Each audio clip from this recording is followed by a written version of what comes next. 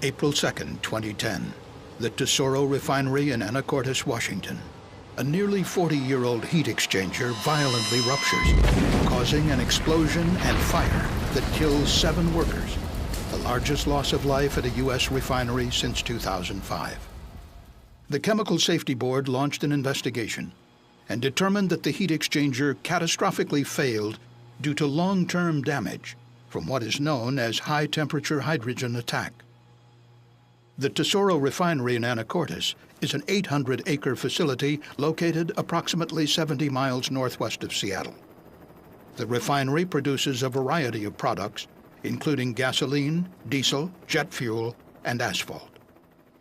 Within the refinery's naphtha hydrotreater unit, raw naphtha, a light component of crude oil, is treated to remove nitrogen, sulfur, and oxygen impurities.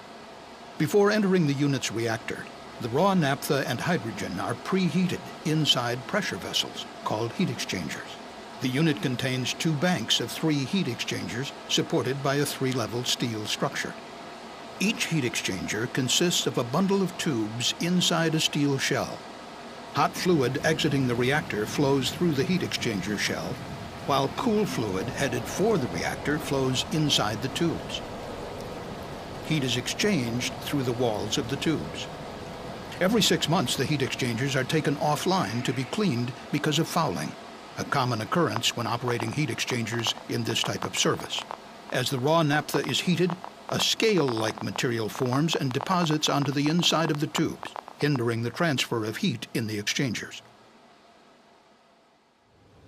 On March 28, 2010, 1 bank of heat exchangers was taken offline and disassembled for cleaning, while the other bank remained in service. This allowed the unit to continue to operate. By mid-afternoon on April 1st, the cleaning was complete, and operators initiated the startup of the offline bank of heat exchangers. The procedure required an inside board operator monitoring the control console and 1 outside operator opening and closing large manually operated valves. But the heat exchangers had a history of developing leaks during startup, something that refinery personnel had come to see as normal. Additional operators from other nearby units were called upon to assist with the startup, including mitigation of potential leaks. By 10:30 p.m., the outside operator was joined by 6 workers from other units within the refinery. The 7 workers were located around the heat exchangers, where startup activities continued past midnight.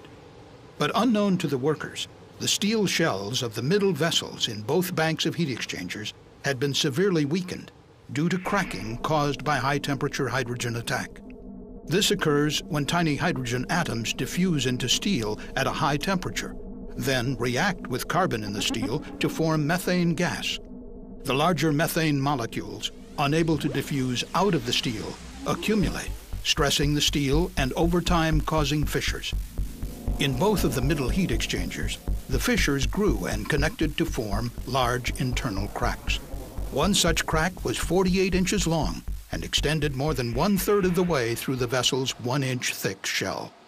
Shortly after midnight, the temperature of the fluid exiting the tubes of the online bank of exchangers increased about 75 degrees over the span of 3 minutes, a temperature increase that was typical and observed in previous startups. But the middle heat exchanger was so severely weakened from high-temperature hydrogen attack that it likely could not withstand the stress caused by the rapid temperature increase. At 12:35 a.m., employees working at a nearby process unit heard a loud hissing noise when vapor began to leak as the heat exchanger cracked at its weakest point. Seconds later, the exchanger violently ruptured.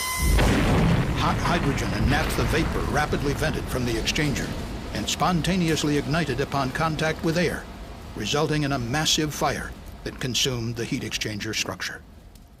3 of the 7 operators died at the scene. The other 4 operators were transported to local burn centers with severe injuries. 2 died within hours. The other 2 succumbed within days.